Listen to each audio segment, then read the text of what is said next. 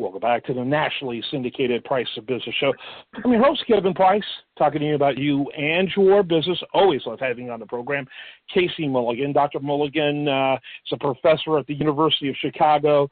He worked with the President's Council, chief economist for the President's Council of Economic Advisors, and really one of my favorite people to talk to, all things economic policies.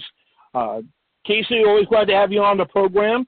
Real quickly, before we get started, I always like to talk about your book because it's really one of the few books about Donald Trump that isn't pure, targeted either totally anti or he can walk on water. And neither of those books are very helpful. Neither of those approaches are very helpful. You took kind of a good, bad, and ugly approach, which I thought, was really needed. So talk about your book real quick and how we can learn more about it before we get into our topic. Yeah, I wrote, I was in the White House for a year. It was a fascinating place, and most of what happened you never heard about. So I decided to write it down, and there are successes in there, there are failures in there, but it's really interesting, and I wanted people to be able to know about it, so I wrote the book. Trump's a very entertaining character, so it makes it for fun reading. A lot of history books can be boring at times, but he's a fascinating guy. YourHiredTrump.com, you can go, of course, buy the book, see excerpts of it, and a few video clips and things like that.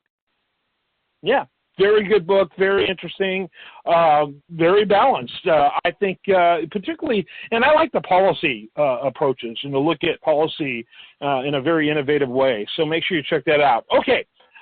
Recently I did an interview. In fact, I'm doing an ongoing series with the Washington Post, with Washington Post reporters, and we recently did one about the Food and Drug Administration and how there's a lot of conversation going on about separating the food from the drug part, creating two different agencies, which that just sounds like a lot more bureaucracy to me, but, that's how government works.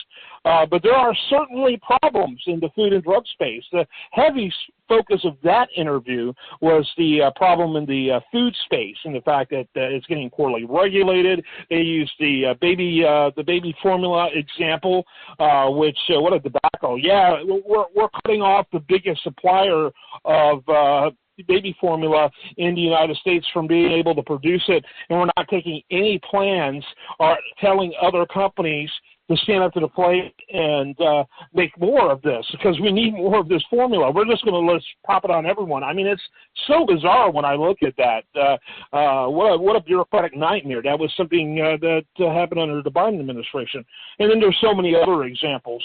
But you have talked often about the drug space and some of the issues that are happening in that area, and a lot of public policy that is simply leading towards shortages and more of them. So with that, why don't you go ahead and jump into it? And again, glad to have you with us.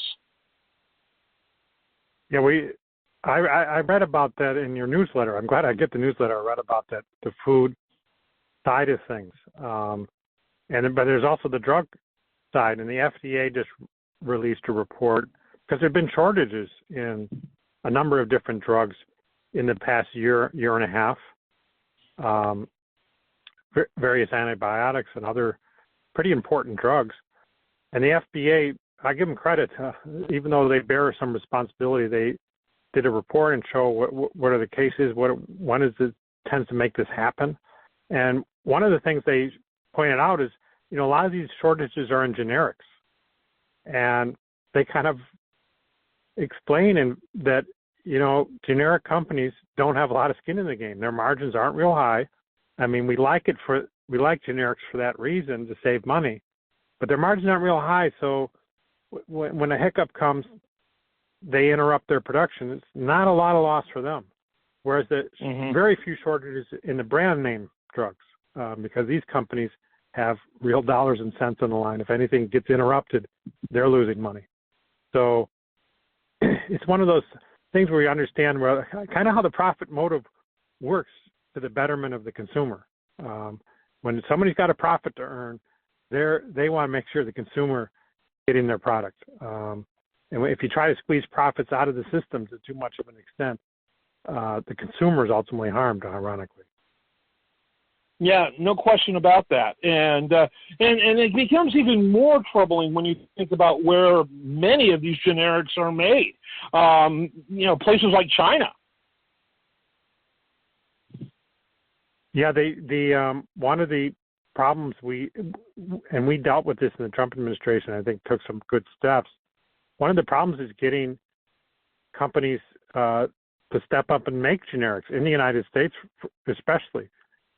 There's such a regulatory process for a generic drug, which seems strange because generic drugs are, often very old drugs. We have lots of experience. We as patients, medical personnel, we know these drugs well. They're not going to be surprised by some weird side effect. But nonetheless, the companies who want to get in that have to go through this huge regulatory process. And then in the end of the day, not earning a lot of profit because it's generic. So there were a lot of markets where very few generics in there. And then if one of those companies has an issue and there's not other companies around participating, shortages can happen pretty quick. To hear the rest of this interview and more of our great content, check out the links below.